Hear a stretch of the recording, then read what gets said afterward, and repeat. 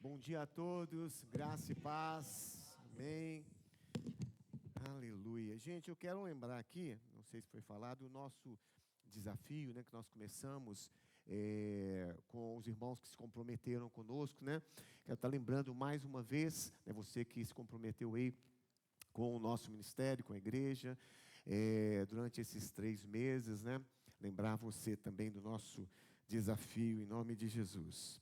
Gente, hoje eu tenho uma palavra aqui para a nossa igreja e eu creio que muitas vezes nós não falamos, não trazemos palavras, geralmente nós temos palavras sempre no sentido de encorajar, né, de estar trazendo uma direção na vida dos irmãos. Mas hoje a minha palavra é uma palavra para que nós possamos estar tratando na nossa vida áreas que precisam ser tratadas, né? A palavra ela tem esse objetivo também de curar e de restaurar, né? O Espírito Santo é o restaurador, né? E nós estamos aqui num processo contínuo de mudanças, de transformações, de cura na nossa vida, né? E nós não podemos pensar que pelo fato de nós sermos crentes, né, que nós não precisamos estar tratando áreas importantes da nossa vida, né, que estão muitas vezes indo contra os princípios da palavra de Deus, contra aquilo que Deus tem para as nossas vidas. Então, queria que você abrisse comigo em 2 Coríntios capítulo 4, versículo 7. O nosso tema de hoje é: nossa suficiência vem de Deus. Diga assim: a minha suficiência vem de Deus. A nossa suficiência, ela vem do Senhor. Amém?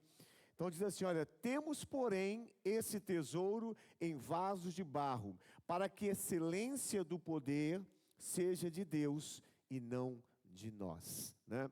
Temos, porém, esse tesouro, o tesouro daquilo que nós recebemos, da salvação, da palavra, do evangelho, tudo aquilo que nós recebemos do Senhor. A Bíblia diz que nós temos esse tesouro em vasos de barro. Então nós somos vasos de barro. A excelência pertence a Deus, mas nós somos vasos de barro, né? Então a gente precisa sempre estar pensando nisso, gente, porque quando nós falamos de que nós somos vasos de barro, nós estamos falando que nós somos, o barro é algo que não tem valor, né? O barro não tem valor. O barro, ele é algo frágil, né? Algo muito frágil. Então, quando o Senhor diz que nós somos vasos de barro, Ele está falando da nossa condição, da nossa estrutura, daquilo que nós somos humanamente. Nós temos a excelência do poder de Deus dentro de nós, né? Mas nós precisamos entender que nós somos fracos, né? Que somos como um vaso de barro e precisamos tratar essas áreas da nossa vida que ainda não foram tratadas. Amém? Pai, que Teu Espírito Santo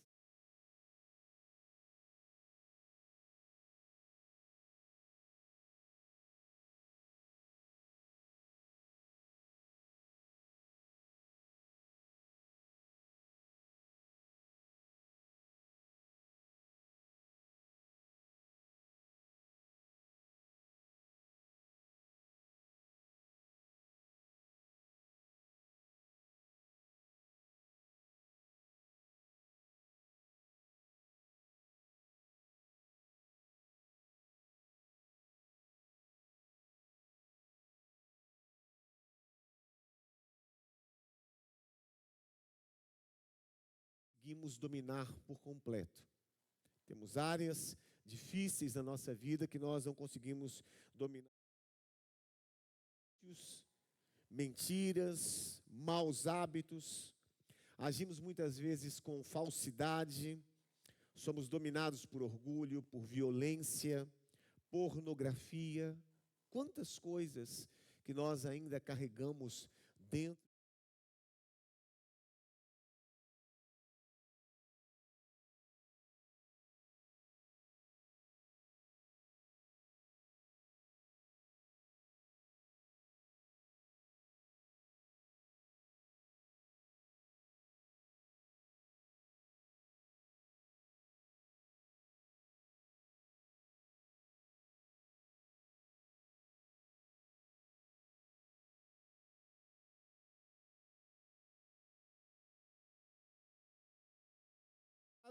e a tratar essas áreas em nossas vidas.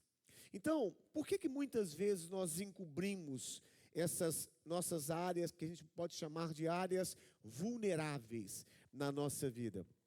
Em primeiro lugar, porque nós nos preocupamos com aquilo que irão pensar de nós. Você imagina, eu sou pastor da igreja, né? E às vezes tenho alguns comportamentos, né, na minha vida que eu preciso deixar que o Espírito Santo de Deus esteja controlando e dominando.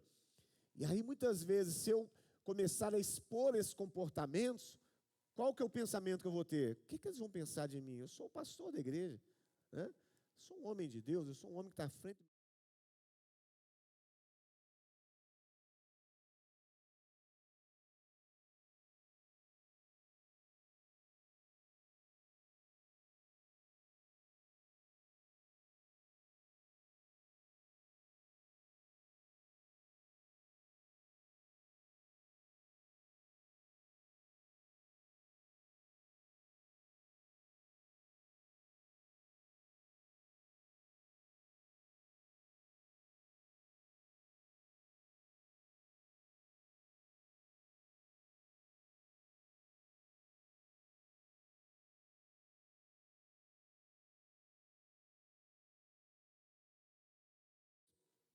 Em terceiro lugar, porque todos nós crescemos com uma mentalidade errada, né? Com a mentalidade errada, de estar sempre escondendo, colocando debaixo do tapete aquilo que nós não queremos que os outros saibam e nem ninguém saiba disso. A gente vai ver uma passagem aqui sobre Acã, né? E onde ele teve essa atitude, né? Deus deu uma ordem para eles, ele desobedeceu essa ordem.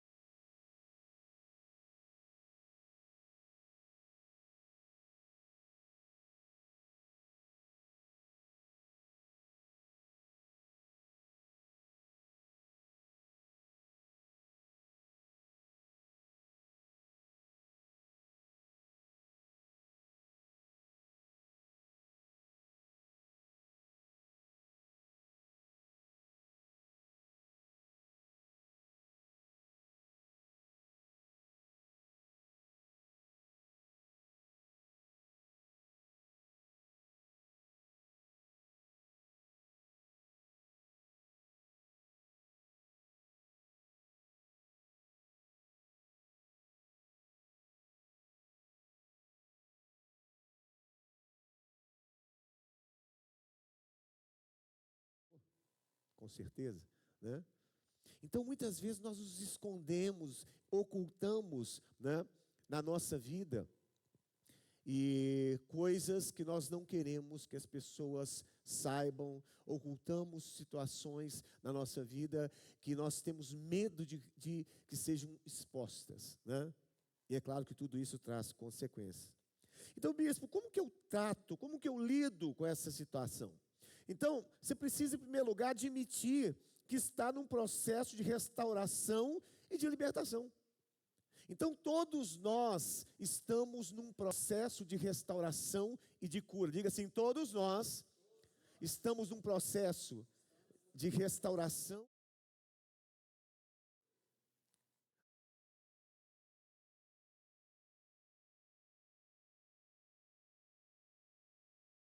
A tendência de querer esconder, muitas vezes, algo do próprio Deus e de você mesmo. Quando você sabe que todos nós estamos num processo, né, de cura e de restauração. Paulo fala sobre isso, né?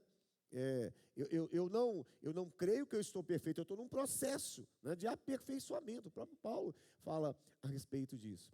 Então a primeira coisa é essa. A segunda coisa sou eu e não a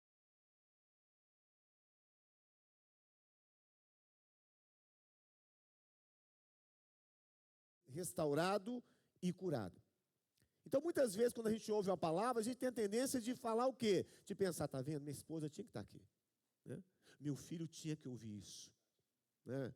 O meu marido precisava ouvir essa palavra. Mas eu quero te dizer uma coisa, é você e não os outros que precisa ser restaurado e curado. Então ore para você. Cuide de você mesmo. Porque como é que pode uma pessoa doente, que precisa ser curada em algumas áreas da sua vida, querer curar os outros? Como que um cego pode guiar outro cego, amado? Então nós precisamos ser curados para poder ajudar os outros. Vocês estão entendendo? Deus precisa fazer primeiro algo em mim, para depois fazer algo através de mim. E muitas vezes nós pulamos essa etapa, né? Então, eu preciso ser curado, cada um de nós. Você sabe que muitas vezes essa nossa autossuficiência, por isso que o nosso tema é a minha suficiência vem de Deus. Eu só sou suficiente na suficiência do Senhor. Se não for isso, amados, nós estamos perdidos. Então, nós precisamos de ser suficientes em Cristo. Ele é a minha suficiência. É Ele que me capacita, né? É Ele que me habilita nisso. Então, a minha suficiência, ela vem do Senhor. Então, em primeiro lugar, eu disse aqui que eu preciso entender que nós estamos num processo de restauração. Em segundo lugar, eu preciso entender que eu preciso ser restaurado em primeiro lugar e não os outros. E em terceiro lugar, olhe para si mesmo, não com autopiedade ou se sentindo culpado, mas como um filho amado de Deus que precisa de andar na luz com toda a verdade, humildade e coragem. Então não fique olhando para você como culpado ou com autopiedade. Isso não resolve nada. Mas entenda que você é um filho amado de Deus. Um filho amado de Deus que precisa andar na luz com toda a verdade, humildade e coragem. Diga verdade, humildade e coragem. Porque você tem que ter coragem para admitir quem você é. Você tem que ter coragem para admitir o pai que você é, o marido que você tem sido. Você tem coragem para admitir o tipo de profissional que você tem sido, o tipo de cristão que você tem sido. Então você tem que ter verdade, coragem e humildade. Em Efésios capítulo 5, versículo 1, 2, depois o 8 e o 9. Diz assim, olha, Efésios capítulo 5, 1 e o 2, depois o 8 e o 9. E não sejais cúmplices das obras infrutíferas das trevas, antes, porém, reprovai-as. Então nós não podemos compactuar com aquilo que é errado. Esconder debaixo do tapete coisas, né, ocultando, como se Deus não soubesse, né, como se nós estivéssemos escondendo de nós mesmos. Não sejais cúmplices das obras infrutíferas. Versículo 12. Antes reprovai-as. Porque o que eles fazem, então, vamos tirar essa palavra dos outros, vamos olhar para nós. Porque o que nós fazemos em oculto, o só referir é vergonha. Versículo, Efésios capítulo 5, 1, 2, né? O versículo 8 e 9. 8 e 9. Pois outrora nós éramos trevas, porém agora nós somos luz no Senhor. Andai como filhos da luz. Porque o fruto da luz consiste em toda bondade, justiça e verdade. Versículo 10. Provando sempre o que é agradável ao Senhor. E não sejais cúmplices das obras infrutíferas das trevas, antes, porém, reprovai-as. Porque só o que eles fazem oculto, o só referir é vergonha. Então, nós não podemos, amados, ocultar, né? Nós não podemos ficar nos sentindo com autopiedade, né? Ou acusados, culpados de alguma coisa, mas como filhos amados de Deus. Então, diga-se comigo, olha, eu sou um filho amado do meu Pai. Ele me ama. Ele é compassivo. Ele é bondoso comigo. Ele sabe quem eu sou. Então nós temos que entender que nós temos um Pai, amados. Um Pai que é bondoso conosco. Então você não tem que ficar se sentindo culpado, né, de nada. Mas tem que saber que você tem um Pai que é bondoso, que é misericordioso e que sabe que nós somos pó. Em Salmo 103, versículo 14. Salmo 103, 14. Pois Ele conhece a nossa estrutura e sabe que somos pó. Ele conhece. Ele se tornou homem como nós e Ele conhece a estrutura humana. Ele sabe que nós somos pó, nós somos vasos de barro, nós somos fracos. Ele conhece a nossa estrutura. Então, você não tem que ficar se colocando com autopiedade, olhando ali para as suas fraquezas, para os seus pecados, para essas áreas vulneráveis da sua vida, e se colocando como vítima. Não, de forma nenhuma. Você tem que saber que você tem um Deus, que é o seu Pai, que é misericordioso, e Ele quer restaurar a sua vida. Ele conhece a sua estrutura, Ele sabe que você é pó. Então Ele não quer te condenar. Por isso, amados, que eu não preciso me esconder atrás de uma máscara de invulnerabilidade e de impecabilidade. Você não tem que se esconder nessa máscara. Porque muitas vezes nós achamos que somos crentes, né? Que somos impecáveis e invulneráveis. E nós não somos. Definitivamente nós não somos, né? Nós não somos dominados pelo pecado. Nós temos o Espírito Santo de Deus, né, que nos capacita, nos ajuda a resistir, a dominar o pecado. Mas nós não somos impecáveis e nem invulneráveis. Não existe super crentes aqui neste lugar, né? Todos nós estamos aqui num processo de restauração, de cura no Senhor. Você precisa entender isso para que você seja realmente curado. Então, queridos, nós caímos, na grande maioria das vezes, é quando nós nos achamos fortes demais. Nós nos achamos tão fortes que pensamos que nunca iremos cair. É quando nós confiamos demais em nós mesmos. É aí que nós caímos. Você se lembra de Sansão? Foi assim. E aí nós começamos, sabe, abrir brechas na nossa vida. Eu me lembro muito de um testemunho do Caio Fábio. O Caio Fábio foi um grande pregador, talvez muitos aqui são mais novos e não conheçam, mas foi um grande pregador, né, nos anos, que década que foi aquela? 70, 80, né? Você vê hoje o Malafaia muito proeminente, né? Caio Fábio era 10 vezes mais que o Malafaia.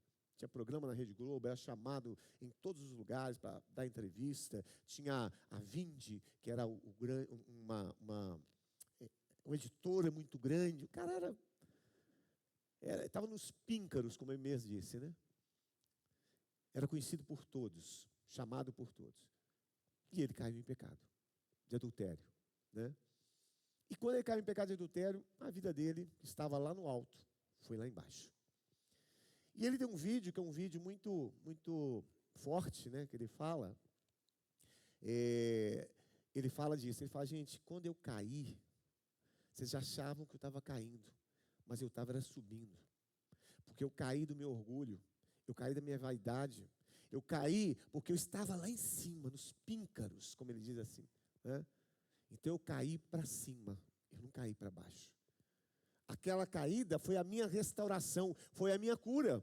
Porque senão eu ia continuar e eu ia me colocar no lugar de Deus, porque eu era tão, né, tão famoso, tão conhecido, tão importante, que às vezes eu achava que não precisava nem mais de Deus. Então ele disse assim, olha, quando eu caí para cima. Eu não estava caindo, eu estava me libertando daquilo que eu era. Olha que forte. Então, muitas vezes, nós nos apoiamos na nossa própria capacidade. Nós apoiamos em nós mesmos, né?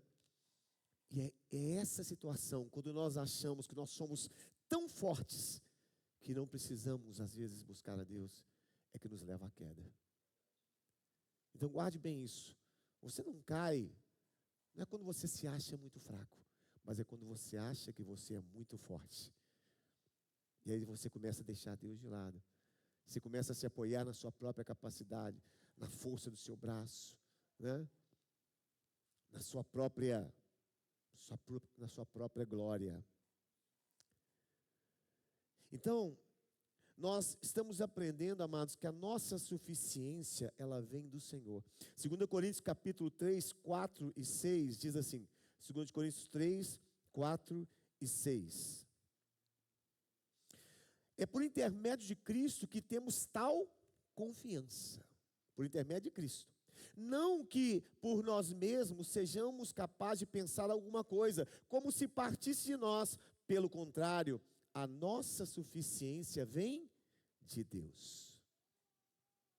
A nossa suficiência vem de Deus. Então, querido, você tem que estar sempre orando nesse sentido. Você tem que sempre estar dizendo assim, Senhor, a minha suficiência vem do Senhor.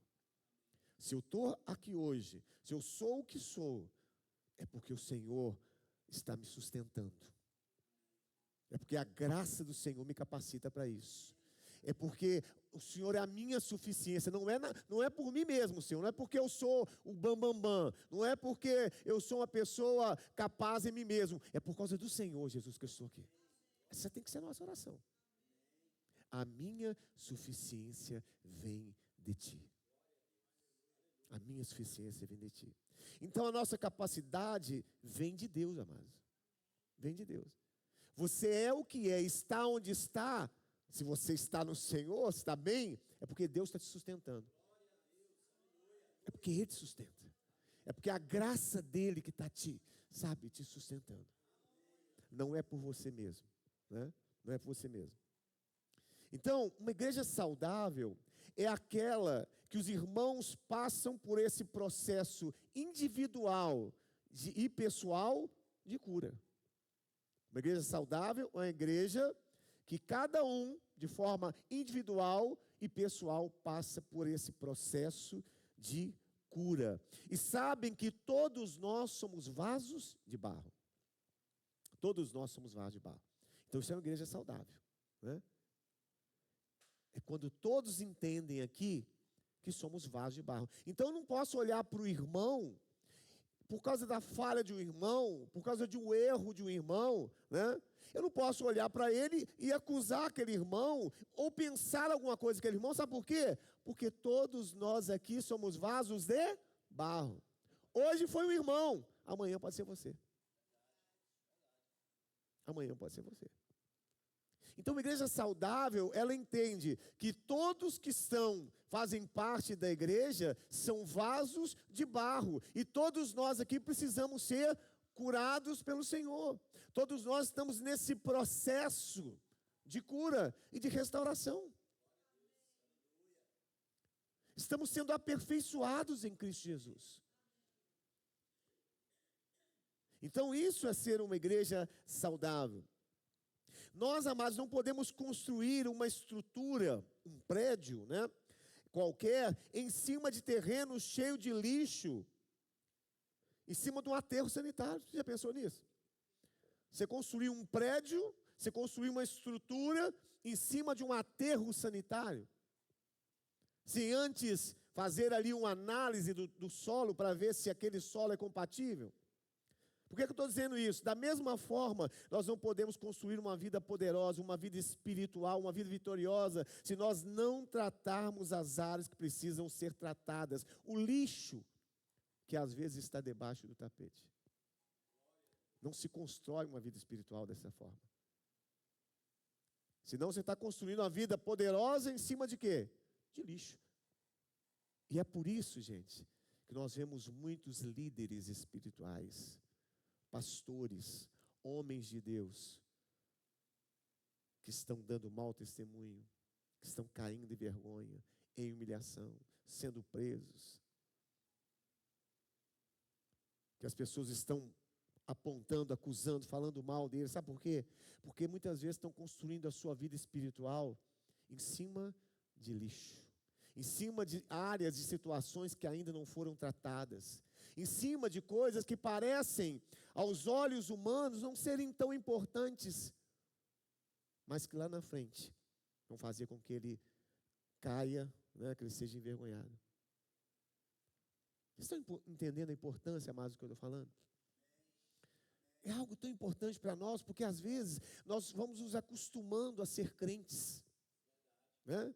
A gente cai numa situação de comodismo e a gente vai, né, acha, pô, eu sou crente, e você não começa mais a fazer aquela varredura, né? A pedir, Deus, sonda meu coração, vê se há em mim algum caminho mau. Você vai se acostumando com alguns comportamentos, com algumas atitudes. Você não vai expondo, né, essas coisas diante de Deus. E muitas vezes quando você ouve, igual estou ouvindo aqui hoje, você diz assim, minha mãe tinha que estar aqui, meu pai tinha que estar aqui, meu marido, meu filho tinha que estar aqui para ouvir essa palavra. Você meio que joga para o outro. E aí você não é tratado. Aí você não é curado. Você está construindo uma vida espiritual em cima de monturo, em cima de lixo. Não vai se sustentar por muito tempo, gente. Então você tem que sempre olhar para a sua estrutura e ver que você é pó. Eu não estou querendo dizer aqui, meu amado, que você tem que ficar falando que você é um miserável, que você é um pecador. Não é isso, não. Eu estou falando que nós precisamos entender a posição, nós temos uma posição em Cristo, é diferente. Então eu estou falando de uma pessoa em Cristo e uma pessoa que já não está com a sua suficiência em Cristo. É isso que eu estou falando. São coisas diferentes, né? Então você tem que entender isso. Nós temos uma posição em Cristo, mas nós temos uma condição humana, uma estrutura humana.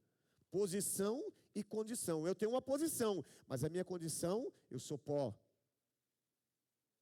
Eu sou vaso de barro, né? Então você não pode se apoiar na sua condição. Você tem que se apoiar em Cristo, naquilo que você é em Cristo Jesus. Porque senão acontece o que aconteceu com grandes homens de Deus, né? E como está acontecendo hoje com homens de Deus no nosso tempo, né? Nos nossos dias. Então, amados, você sabe que o grande problema é a forma que nós tratamos os nossos vícios, os nossos pecados e as nossas fraquezas. A maioria das pessoas trata essas áreas como querendo encobertá-las, como se pudéssemos ocultar do Senhor aquilo que estamos escondendo. Então, o grande problema é que nós acobertamos, ocultamos muitas vezes áreas que precisam ser tratadas em nós e nós vamos encobrindo. Como eu falei aqui. Tem crente que é viciado em pornografia. Mas se eu perguntar aqui, olha, qual o irmão aqui que é viciado em pornografia? O irmão levanta a mão aí, por favor. Ninguém vai levantar.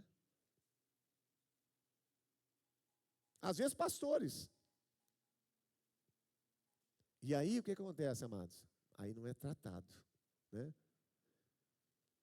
Então, a grande maioria das vezes, nós tratamos com as nossas áreas vulneráveis, as nossas áreas de fraqueza, dessa forma. Nós sempre queremos acobertar, encobrir, ocultar aquilo que nós temos dificuldade. Às vezes nem a nossa esposa sabe, às vezes o nosso marido não sabe, às vezes nossos pais não sabem. E nós estamos aqui achando que estamos escondendo até de Deus. Quando a gente vê lá em Josué capítulo 7, como eu falei de Acã, olha só, Josué capítulo 7, a gente vai ver alguns versículos até o 21. Diz assim, olha, 7 do 1 em diante. Prevaricaram os filhos de Israel nas coisas condenadas, porque Acã, filho de Carmi, filho de Zabdi, filho de Zera, da tribo de Judá, tomou das coisas condenadas. A ira do Senhor se acendeu contra os filhos de Israel. Enviando, pois, Josué de Jericó alguns homens a Ai, que está junto a Bet-Avém, ao oriente de Betel, falou-lhes dizendo, subi e espiai a terra. Subiram, pois, com aqueles homens e a espiaram. E voltaram a Josué e disseram assim, olha, não suba todo o povo, não precisa. Subam só uns 2 ou 3 mil homens a ferir Ai, né, o povo de Ai. Não fatiqueis ali todo o povo, porque são poucos os nossos inimigos. Assim subiram lá do povo uns 3 mil homens, os quais fugiram diante dos homens.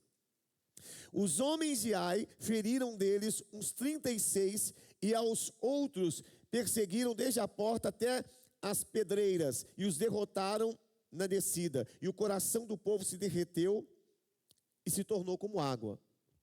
Então, eles enviaram lá para lutar contra Ai poucos homens ali. Só que os poucos homens que eles enviaram voltaram, foram derrotados, morreram muitos.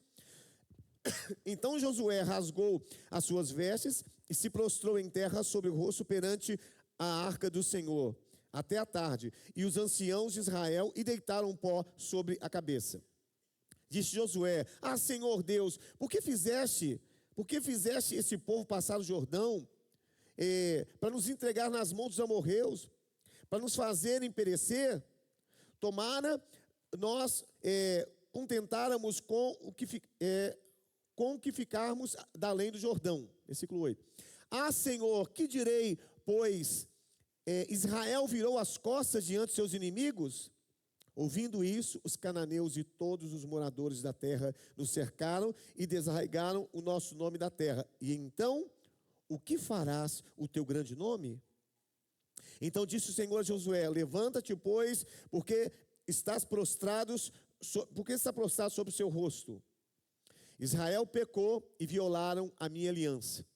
Aquilo que eu condenara, pois tomaram das coisas condenadas e furtaram e dissimularam e até debaixo da sua bagagem o puseram. Então olha só, Deus enviou o povo para lutar e disse assim: olha, não traga nada dos despojos, né, ali do povo de Ai. Então eles foram ali, lutaram e tiveram um prejuízo muito grande, voltaram. Aí Josué está aqui dizendo: Senhor, mas por que isso aconteceu? O Senhor não é conosco. Por que nós fomos derrotados? Por que tantos morreram lá? Aí Deus disse assim: olha, porque eles desobedeceram aquilo que Deus tinha dito. Deus tinha falado. Acã guardou algo que Deus disse que não podia ser guardado.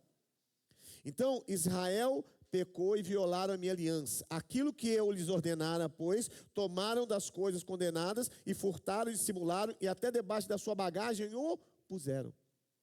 Ele está falando de Israel. Um único homem pecou, guardou e escondeu.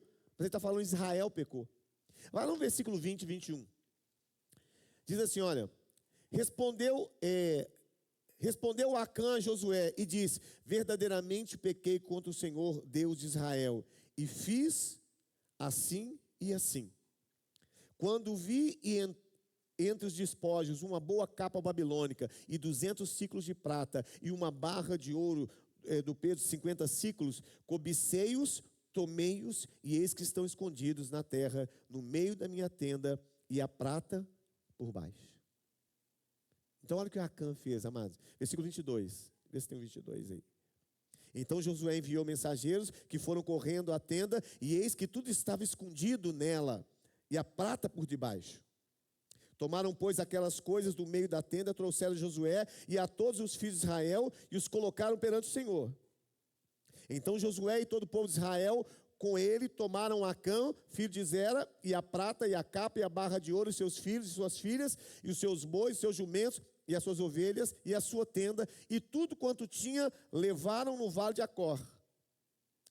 Disse Josué: Por que nos conturbastes? O Senhor hoje te conturbará. E todo Israel apedrejou, e depois de apedrejá-los, queimou-os. Queimou a família toda, com todos os seus, pertences ali. Por quê, amados? Porque ele ocultou de Deus algo. Ele escondeu debaixo do tapete, como eu estou dizendo aqui, aquilo que Deus disse para que eles não pegassem. Ele ocultou. Todo Israel sofreu. Quando nós ocultamos as coisas e nós achamos que não estamos prejudicando ninguém, nós estamos prejudicando o reino de Deus, a igreja, o nome do Senhor. Nós estamos prejudicando tudo, amados. Olha a gravidade disso. Às vezes nós achamos que não tem tanta importância. Ah, bispo, mas foi apenas uma mentirinha à toa, né? E eu fiz isso para que não tivesse um problema maior. Então, quando nós ocultamos, nós trazemos prejuízo para a nossa família, para a igreja, para o nome do Senhor, para o testemunho de Deus, prejuízo para tudo na nossa vida. Então, muitas vezes, ao invés de identificar essas fraquezas e trabalhar para se libertar, nós tratamos aquele vício como algo guardado a 7 chaves, que não se abrem nem diante de Deus. Um segredinho pessoal. Um segredinho pessoal. Né? A gente vai guardando as 7 chaves, aquele segredo. Né? Você lembra do Rei Leão? Ele falou assim, olha, esse é o nosso segredinho. Né? Então a gente às vezes guarda o nosso segredinho, as 7 chaves, né? E não deixamos que Deus conheça o nosso coração.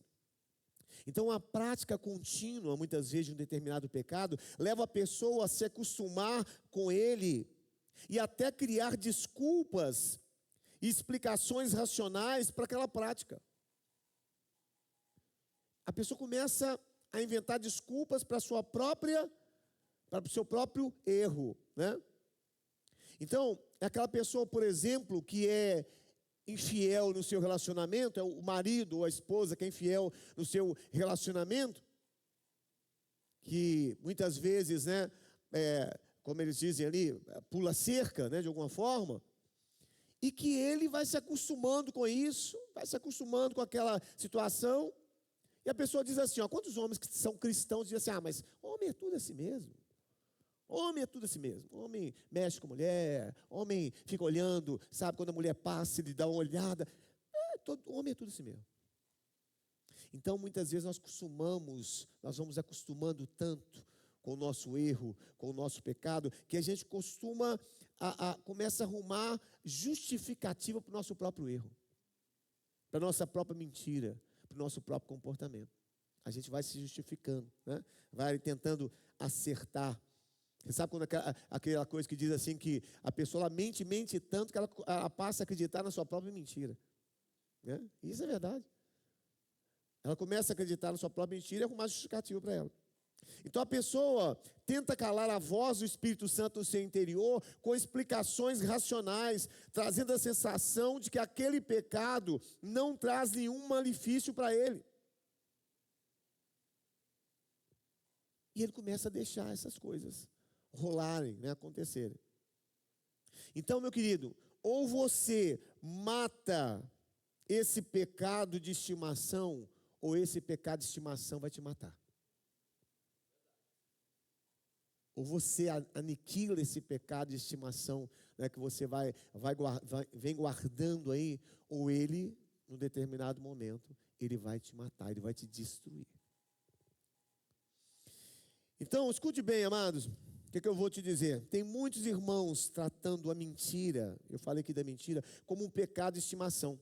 E a mentira, ela é um comportamento mais prejudicial nas nossas vidas. Esse comportamento, amados, é um comportamento que te impede de progredir. Mentira puxa mentira. A mentira traz consequências emocionais, espirituais e comportamentais. Espirituais porque nos afasta de Deus, vai nos afastando da comunhão, vai nos afastando da palavra de Deus, né? Comportamentais porque nós começamos a ter comportamentos errados e muitas vezes não deixamos isso, deixamos a coisa acontecer. E emocionais, porque todo mentiroso, amados, emocionalmente é uma pessoa que não está bem. Toda pessoa mentirosa, que mente constantemente. Né? Mente constantemente. E essa pessoa não está bem. Então a mentira, ela abre brechas. A mentira traz prejuízos emocionais, comportamentais e emocionais na nossa vida. E nós precisamos estar, amados, olhando para isso. Então esse comportamento é o que tem mais impacto na nossa estrutura emocional e espiritual. A mentira é um vício. A partir do momento que você mente, você é levado a querer mentir de novo, e cada vez mais. Mentira puxa mentira. É verdade ou não é, amado? A mentira puxa mentira. A mentira tem sido um pecado de estimação de muitos crentes. Se acostumaram a conviver com ela. Então eu quero dizer uma coisa nessa manhã: a mentira empobrece, a mentira te impede de progredir, a mentira te engessa, te impede de ser feliz, e a mentira te afasta das pessoas. parece ser uma coisa muito normal, mas é algo que vai nos destruindo, né? Tanto emocionalmente, espiritualmente e o nosso comportamento. Então, o caminho da mentira é um atalho muito perigoso. As pessoas mentem para dizer o que não são. Mentem para dizer que são aquilo que não são. Mentem para agradar os outros. As pessoas mentem para dizer que tem o que não tem. As pessoas mentem porque têm medo do que os outros vão pensar, com medo de serem rejeitados. Então, pessoas que compram bens de luxo, falsificados, para convencer os outros e a si mesmo que são bem-sucedidos. Às vezes a gente acha que isso não tem nada a ver, não é verdade? Aí a pessoa compra um Louis Vuitton, né? Compra lá um perfume caro, um perfume de quarta categoria, mas com o rótulo, né, de um perfume caro. Tudo para demonstrar aquilo que ele não é. São mentiras, amados. E na rede social, isso está cheio. Pessoas tentando demonstrar aquilo que não são. Não são aquilo. São comportamentos de mentira que afetam emocionalmente, espiritualmente a vida da pessoa. Isso está muito presente nos nossos dias. Então, pessoas comprando bens de luxo falsificados para convencer os outros e a si mesmo que são bem-sucedidos. Então, nosso valor não está naquilo que nós temos, mas naquilo que nós somos. Naquilo que nós somos. Então, tem pessoas que estão mentindo para si mesmas, né? Você sabe que uma mulher que não... Uma mulher vulgar, uma mulher que se veste de forma vulgar, que fala de forma vulgar, que age vulgarmente, né, como muitas mulheres estão fazendo hoje, que vão ali nessas festas e nessas coisas. Essas pessoas, na realidade, elas estão mentindo para si mesmas. Elas estão querendo se dar valor daquela forma. Ali com tudo falso. Tudo falso. Mas estão querendo demonstrar algo. Por quê? Porque elas não colocam valor, elas estão mentindo para elas mesmas. Então, toda mulher que age assim, amados, ela está mentindo para si mesma, ela não tem valor próprio. Ela quer demonstrar algo que ela é para as pessoas que na realidade ela não é. Ela não se valoriza. Ela está mentindo para si mesma. E a gente vê isso o tempo todo, o tempo todo. Então, como é difícil, amados, nós encontrarmos pessoas hoje que são pessoas sinceras, pessoas autênticas, francas, verdadeiras, que não ficam mentindo a respeito de si mesmas. Como que é difícil a gente encontrar hoje? Isso assusta as pessoas porque o normal é usar máscaras e mentir a respeito de si mesmo, não é verdade? Então isso assusta as pessoas. Fazer um comentário aqui a respeito do presidente Bolsonaro. Por que as pessoas assustavam com o Bolsonaro? Que hoje está preso, né? Porque ele é autêntico, verdadeiro naquilo que ele é. Todo mundo esperava um presidente, né? Estou aqui fazendo propaganda do Bolsonaro não, mas estou só mostrando comportamento, né? Todo mundo esperava um presidente de terninho, bonitinho, como sempre foram todos ali, né? Sentado na mesa, andando ali, falando... O camarada vai para o cercadinho, ficava falando cercadinho. Ele dizia assim, gente, eu não sei nada de economia, quem sabe é o Paulo Guedes. O cara era autêntico em tudo que ele falava, até nos palavrões. E ninguém espera autenticidade. Todo mundo se assusta com autenticidade. Todo mundo se assusta. Então hoje é difícil ver pessoas autênticas. Por isso que as pessoas olhavam para ele e diziam assim, esse cara é maluco, esse cara é doido. Mas ele estava sendo simplesmente quem ele era, né? Se é certo ou errado, mas ele estava sendo autêntico no seu comportamento e na sua atitude. Então hoje, amados, é difícil, né, nós encontrarmos pessoas autênticas e sinceras, francas, verdadeiras, que não ficam mentindo a respeito de si mesmas. Então as pessoas mentem fazendo acusações, fofocas a respeito do outro, para diminuir o valor do outro e esconder a sua inveja. Você está percebendo que a mentira ela tem várias ramificações? Então a pessoa, ela mente fazendo acusações, fofoca a respeito do outro, para diminuir o valor do outro e esconder a sua inveja, a sua falta de valor, a sua frustração. Porque ele não tem o que o outro tem, porque ele não é como o outro é.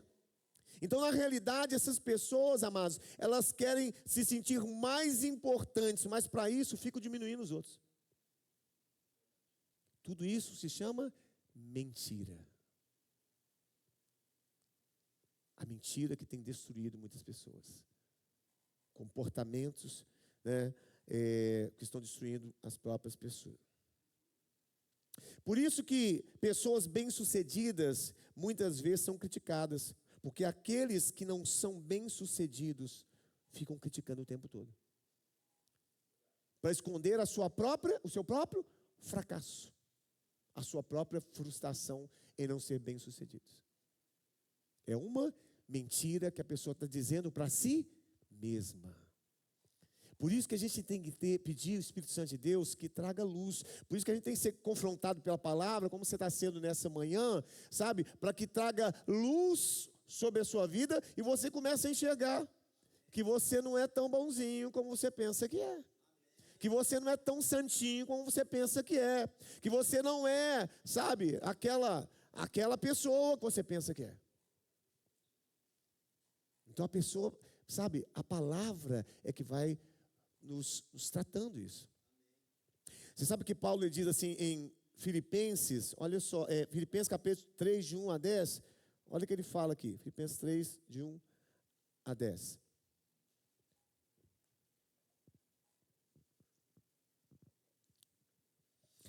Quanto mais, irmãos, eu gosto do apóstolo Paulo porque ele é muito autêntico também no que ele fala, sabe? Ele é muito autêntico, verdadeiro no que ele fala. Quanto ao mais, irmãos meus, alegrai-vos no Senhor. A mim, não me desgosta e é segurança. Isso é ara, né? Não me desgosta e é segurança para vós outros que eu escreva essas mesmas coisas. Vamos lá, versículo 2. Acautelai-vos dos cães, acautelai-vos dos maus obreiros, acautelai-vos da falsa circuncisão. Porque nós é que somos a circuncisão. Nós que adoramos a Deus no Espírito e nos gloriamos em Cristo Jesus e não confiamos na nossa carne. Olha só, não confiamos na nossa carne. Versículo 4. Bem que eu poderia confiar também na minha carne. Se qualquer outro pensa que pode confiar na carne, eu ainda mais. Olha o que Paulo está dizendo. Eu fui circuncidado ao 8º dia, da linhagem de Israel, da tribo de Benjamim, hebreus de hebreus, quanto à lei, fariseu, quanto ao zelo perseguidor da igreja, quanto à justiça que há na lei, irrepreensível. Mas o que para mim era lucro, isso considerei como perda por causa de Cristo.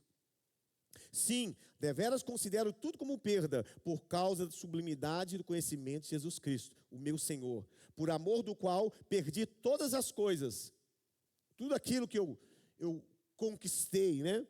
E as considero como refúgio para ganhar a Cristo. Versículo 9. E ser achado nele, não tendo justiça própria, que procede da lei, senão a que é mediante a fé em Cristo, a justiça que procede de Deus, baseado pela fé. Olha o que Paulo está dizendo aqui, amados. Se alguém puder se justificar ou se gloriar na carne, eu sou um deles. Por tudo aquilo que eu fui, por tudo aquilo que eu era, né? Pela minha patente, pelo meu pedigree, eu poderia me gloriar na carne. Mas ele diz assim, olha, a minha suficiência vem de Deus. Eu não me apoio, não confio na minha própria justiça, na justiça própria, mas a minha suficiência vem do Senhor. Então nós precisamos, amados, nos apoiar em Deus, não na nossa justiça. Então Paulo nos alerta a não confiar na carne, em nossa própria justiça, a não confiar na nossa própria capacidade. Não confie na sua própria justiça e na sua própria capacidade. Confie em Deus. A minha suficiência vem de Deus.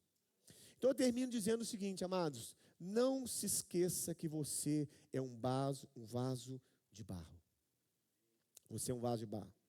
Isso significa que você é frágil, que você não tem valor em si mesmo, se não for em Cristo Jesus. E você sabe quando que o barro, um vaso de barro tem valor? É quando ele está nas mãos do oleiro. O barro não tem valor nenhum.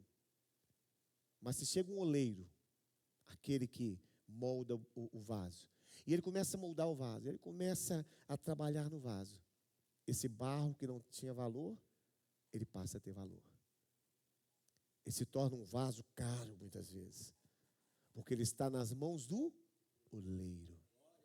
Então você é barro e você só tem valor quando você está nas mãos do oleiro. Quando a sua suficiência vem de Deus. Quando você não confia na sua própria capacidade, mas confia antes em Deus. Ele é o oleiro, você é o barro nas mãos do Senhor. Assim disse o Senhor, assim seja, e a Ele toda a glória. Amém. Glória a Deus. Amém. Aleluia. Glória a Deus. Vamos ficar de pé, amados. Eu disse que a palavra não seria muito agradável, né? Mas nós precisamos ser transformados no Senhor. Amém. Pai, nós te agradecemos por essa manhã, ó Deus, pela palavra que recebemos. Deus, e o Senhor conhece a nossa estrutura. O Senhor sabe que somos pó. Sabe, Senhor Jesus, que temos dificuldades, erramos muitas vezes, Pai. Temos comportamentos errados, ocultamos coisas. Temos medo de expor as nossas fraquezas. Temos medo, Senhor Jesus, de apresentar diante do Senhor aquilo que realmente somos. Vivemos uma vida de falsidade, muitas vezes, de mentira. Quantos cristãos, Senhor, que estão construindo a sua vida espiritual em cima de um monturo, em cima de lixo, Pai. E às vezes tudo parece até estar muito bonito. Às vezes é uma grande estrutura, Senhor, que Ele está construindo aos olhos humanos. Mas vai chegar um momento que essa estrutura pode ruir. Porque essa pessoa está confiando demais em si mesma. Essa pessoa não está reconhecendo a sua fragilidade, aquilo que ele é, a sua estrutura que é pó. Essa manhã, Espírito Santo de Deus, toca agora em nossas vidas. Toca nessas áreas que nós ainda estamos escondendo, que ainda estamos, Senhor, omitindo, ocultando, colocando debaixo do tapete, porque ninguém sabe, ninguém conhece quem realmente, o marido que eu sou, a esposa que eu tenho sido, o filho que eu tenho sido. Ninguém sabe, está tudo guardado. Mas por causa disso a sua vida não está prosperando. Por causa disso a sua família está pagando um preço alto. Por causa dessa atitude, a mesma atitude de Acã. Oh Espírito Santo de Deus, vem nessa manhã. Vem tratar, Senhor Jesus, o nosso ego. Vem quebrar, Senhor, o nosso orgulho. Senhor, como disse ali o apóstolo Paulo, Senhor, eu sou o que sou pela graça de Deus. A minha suficiência vem do Senhor. Se alguém tivesse que se gloriar na carne, essa pessoa seria eu, disse o apóstolo Paulo. Mas eu considero todas essas coisas como refúgio, como lixo, diante daquilo que eu recebi da parte do Senhor. O Espírito Santo de Deus, nós não queremos andar numa vida de falsidade, mas nós queremos ser curados. Nós estamos aqui para sermos curados, para que o Senhor esteja trabalhando em nossas vidas, para que nós estejamos, Senhor, nos tornando cada dia mais parecidos com o Senhor, a imagem e a semelhança do Senhor, sejamos sendo transformados à imagem e à semelhança do Senhor. Deus, que o nosso orgulho não nos impeça, Senhor, de estar tratando, colocando diante do Senhor essas áreas que precisam ser tratadas. Meu amado, faz agora essa viagem para dentro de você mesmo.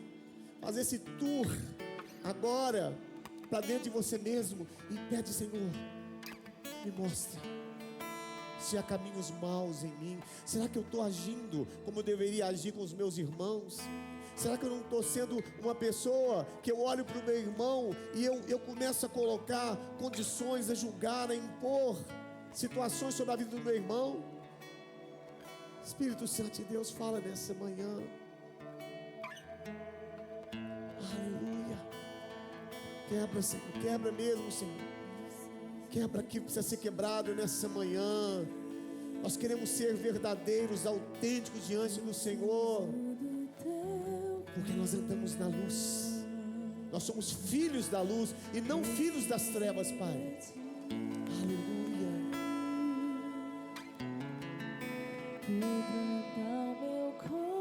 Sim, Senhor. Essa noite seja uma manhã de restauração.